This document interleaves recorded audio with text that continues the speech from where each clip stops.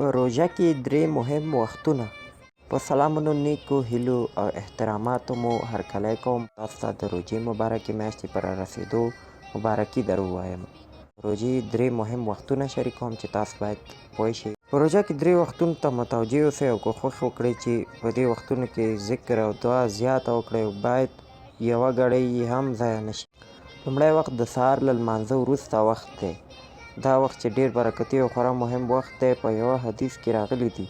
ترمذي روایت کړی دی، رسول الله صلی الله علیه وسلم وایي څوک چې د سهار لمونځ په جمع وکړي او بیا کښیني او الله یاد کړي تر څو چې لمر راپورته شي او بیا 2 رکعته لمونځ وکړي، دې سړي د حج او عمرې هومره ثواب ترلاسه کړی دی چې پوره ده.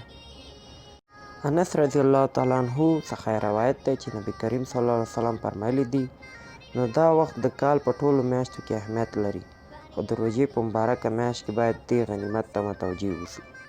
دوهم وخت د ماښام مخکې وخت.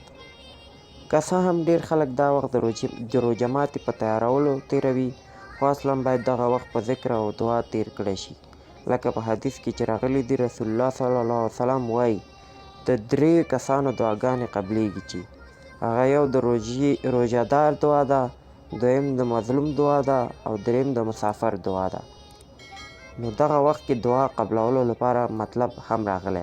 د سهار له لمانځه مخکې وخت هم ډېر مهم او له برکته ډک وخت دی.